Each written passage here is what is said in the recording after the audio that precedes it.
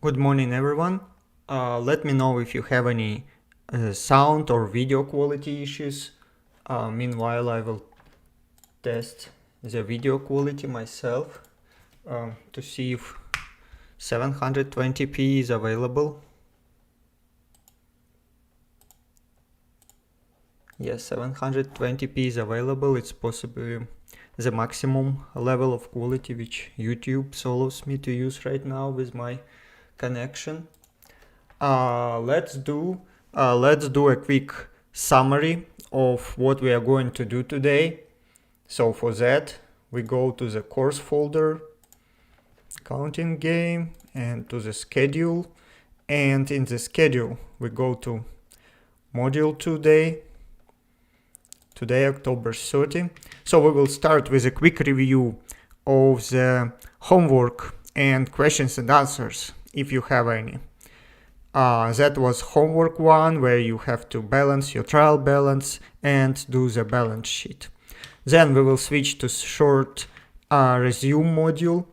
I sent everyone a link to the Harvard Business Review recommendations about resume building. So we will spend 30 minutes on that. Then we might have some break possibly. Then we will switch to hard skills. We will finish up with MIT lectures, these ones about income statement and accrual basis. And then we go even for more harder, I would say, skills. We will dig into IRS publications.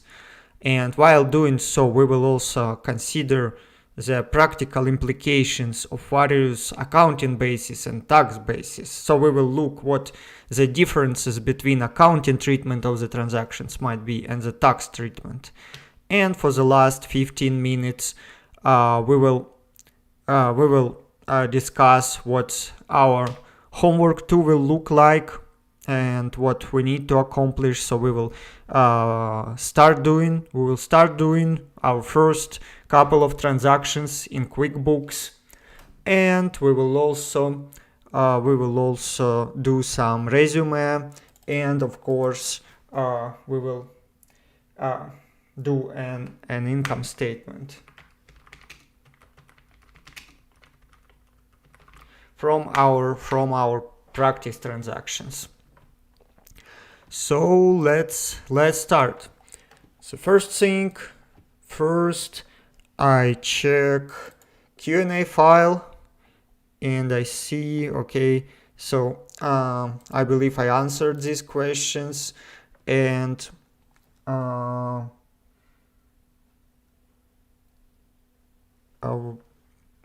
don't see any new questions. If you got any new questions, please post the questions to the file or send them to me to the streaming. For those who are new, I will share a homework folder. So now we are switching to the homework. I'll share a homework folder.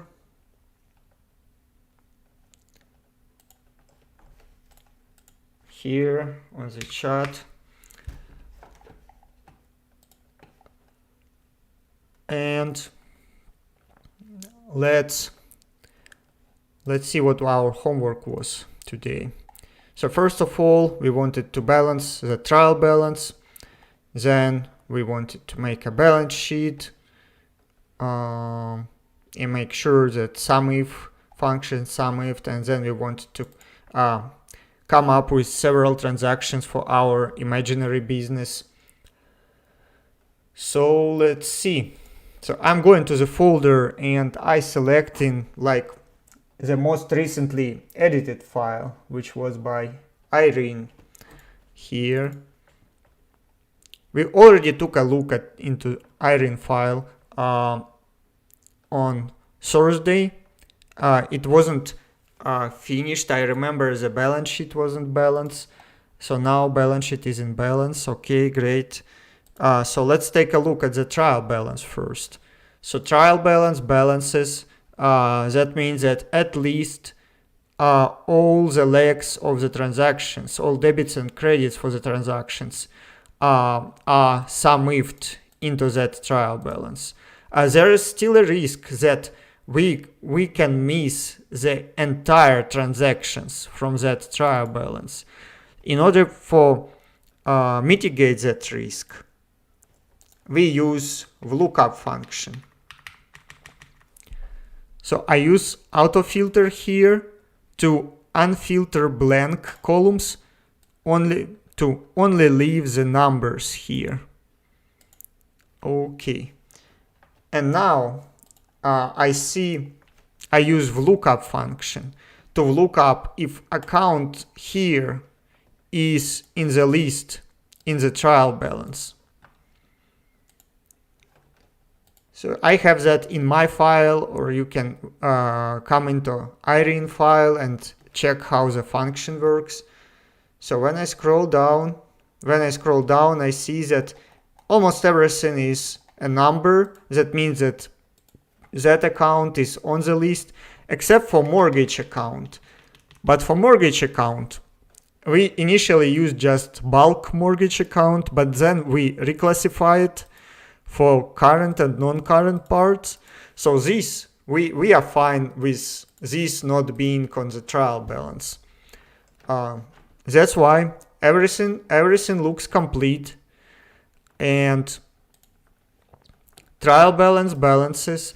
Let's see if we have anything to say about mapping of balance sheet account to trial balance account. So cash is cash, accounts receivable, trade and other receivables, inventories, trade and other receivables, that's okay, PP&D, and patent, and bank loans, mortgage, trade and other payables, equity, and revenue and cost of sales. Yeah, everything looks great on trial balance side, as well as on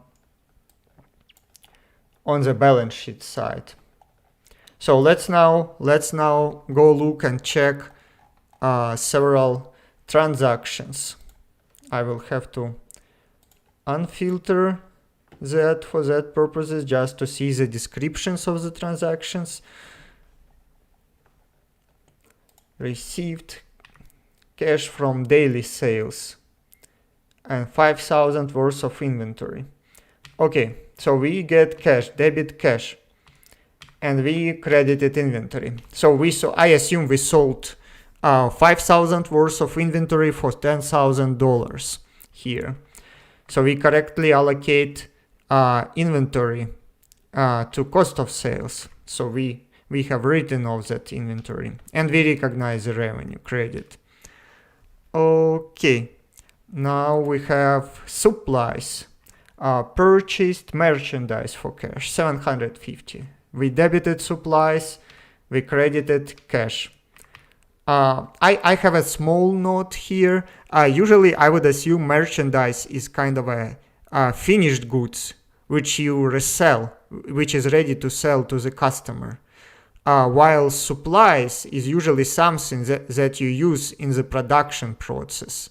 Like, for example, packaging materials. So if you sell some apparel, some clothes, and you pack those clothes into some nice bags, usually your apparel will be like a finished goods or merchandise, and your bags might be supplies.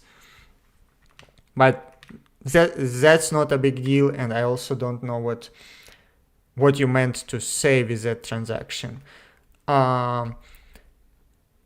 Purchased merchandise on account, 500. Yes, accounts payable. So you use accounts payable account because you haven't paid for that yet, but your vendor has already supplied you with materials. Paid cash for advertising, 225. Okay, so we paid cash for advertising, but did we bought advertising on credit previously?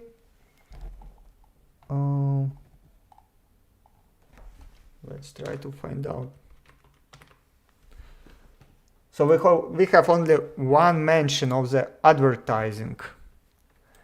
We paid cash.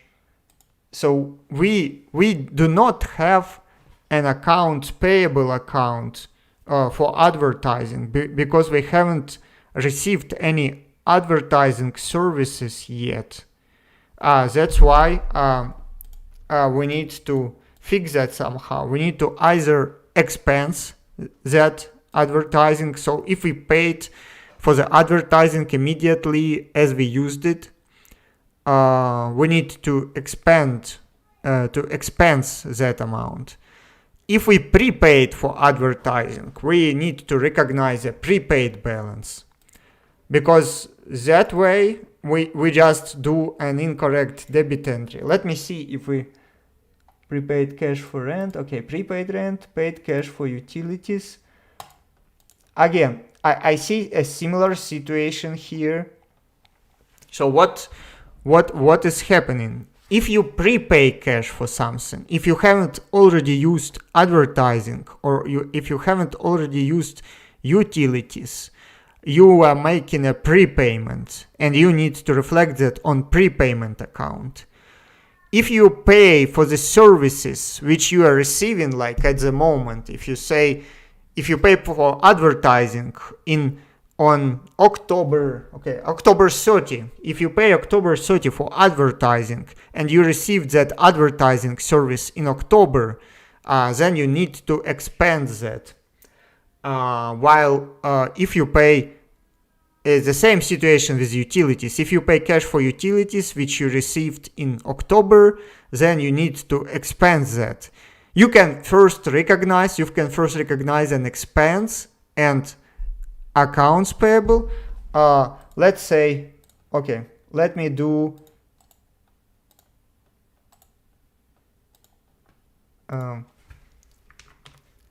so paid cash for advertising 225 received this month. Okay, I will highlight that in red, so that is notable. So debit should be advertising and credit should be accounts payable. Let's see if we have advertising expense or something like that in here. So we only have cost of sales. Okay, we probably need to add that advertising expense. So we need to, as you see,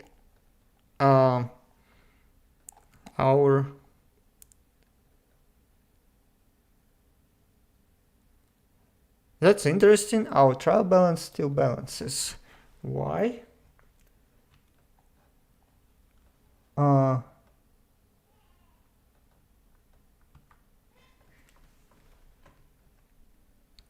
Hi, Alona.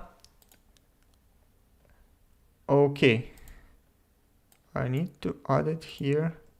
Oh, I still have 0 here. Okay, yeah, I see what's going on. 225. I forgot to enter the amounts here. Okay, great. So we cannot pay against trade payable, against accounts payable balance if we have not received the services. If we have not received the services and we pay cash to someone, we need to recognize a prepaid balance. If we received services and recognized accounts payable previously, we recognize that we pay against accounts payable. So let me select this one to with red. It's not very visible, but okay. So when I change that, so I already got an advertising expense here. So my my check is out of balance because the sum doesn't capture advertising expense. So I fix the formula here. Now it's working, and we also need to our balance sheet is out of balance here, so we need to also fix that. So what's going on here? Okay, so that's 0, that's working. So that way we recognize the expense first. We make an accrual. We kind of, when we received the advertising services but haven't paid for them yet, we recognize a debt, a liability to the vendor of the advertising services. And when we pay them cash, we close that debt. Alternatively, if everything happens within 1 month, we just skip accounts payable part. So, for example, cash paid for utilities used in the same month. In that situation, let me also highlight it by red. In that situation, we need to debit, we can debit utilities expense. We debit utilities expense, and again we do the same exercise. We know we need to have utility expense on our trial balance. Where is it? Utilities expense.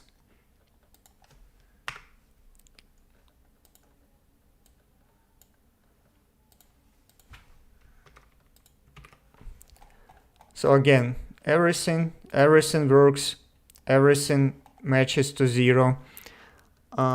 Let's see. If you've done your homework and I haven't reviewed it yet, you can post a link, and we will do so. Okay, prepaid cash for rent. Yeah, that's prepaid rents. That's good. Patent for cash, $1,000. Let's see if it is catching here. Yeah, 91,000. Patent is on our trial balance too. We accrued salary payable. That happens when the payday is not the last day of the month. Usually in United States you have payroll bi-weekly, so you pay your employees every 2 weeks. And for example, if you paid your employees let's say October 21st, then you need to accrue 10 days of your payroll. Let's look at the calendar. So you paid them October 21st, and your next payday will be November 4th, when you actually pay them cash. But they actually rendered services to you during that period. So you need to accrue like a 10, 1, 2, 3, 4, 5, 6, 7, 8, 9, 10, yeah, 10 14th of their 2-week pay. That's why we do that accrual, but we need to remember that we've done it, so that later we will close it with cash when we actually paid the salaries. Prepaid insurance, we say 4,000 here. Is it a prepayment amount, or we insured something for 4,000? So that amount doesn't match. Owner withdrew 300 for personal use. Capital cash. I would advise to use either owner owner disbursement account, owner withdrawal account, or maybe use retained earnings account. So by default, when you do a withdrawal, it should come out of retained earnings. but you also might want to use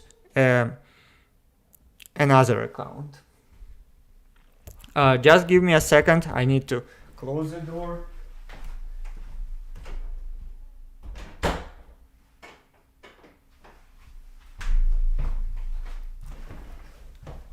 My kids woke up and they started their morning plays. So to avoid excessive noise, I close the door. Okay. Now final checks. Everything balances here, and balance sheet also balances here. So we are done with it. Alona, if you done your homework, let me see if I have you here. Yelena, Svetlana, Yelena. Who else? I have several copies done by Aigul, but I'm not sure if anything was done here. Yelena.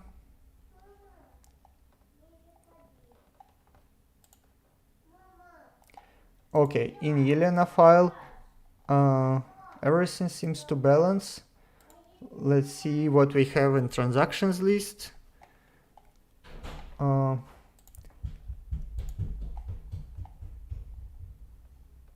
Okay, Yelena has some transactions too. Let me see if I have VLOOKUP check in her file. No. Okay. So I pick up the values. That's good. We can practice VLOOKUP check. VLOOKUP. So we do lookup from trial balance. We do lookup from trial balance. That way. And we pick the third column and we use 0 here. And I got an error because I forgot to select what actual value we need to look up.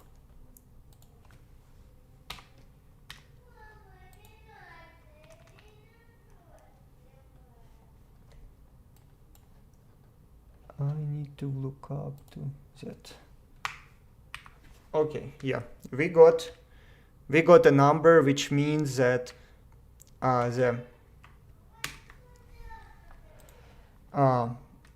header for the account name is on our trial balance. But as you can see, we filtered out the blanks, but we still got them here.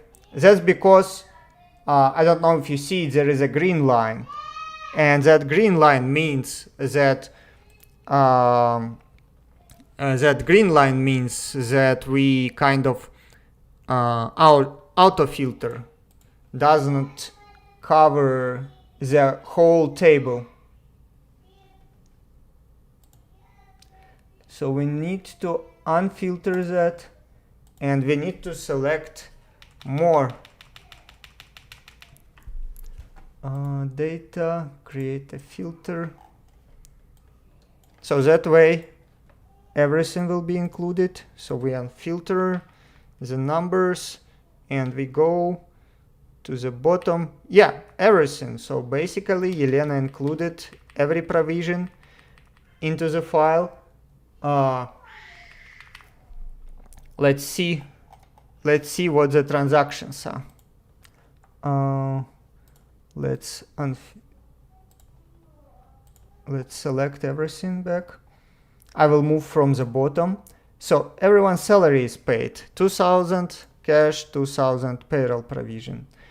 Okay, we do 2 provision. Admin personnel, warehouse guy. Okay, we've done that. We sold 10K worth of services paying to subcontractor. So we got 10 cash, we sold revenue, we generated revenue 10,000. We got we paid subcontractor for cash 5,000 for that business. Qmart sold 1/2 of the cereals for 8,000 cash, so cash revenue, cost of merchandise. That's because we previously bought all the merchandise for 10,000 and we sold half, so 5,000 will be our cost of sales. And we spend on advertising here, so that's good. Okay, for today we are running out of time for the homework. If you think you have difficulties with the homework, we will have Q&A sessions. We can look at the past transactions too in the homework. Now let's take a couple of minutes break and let's meet each other on the resume lesson. Let's see if I can send you a link. So in the schedule, I already published the links to the lessons to the future streams. That's the link to the future stream. You can use it from here, or you can use it from the lesson, or I will send it out to everyone. See you in a few minutes. Thank you.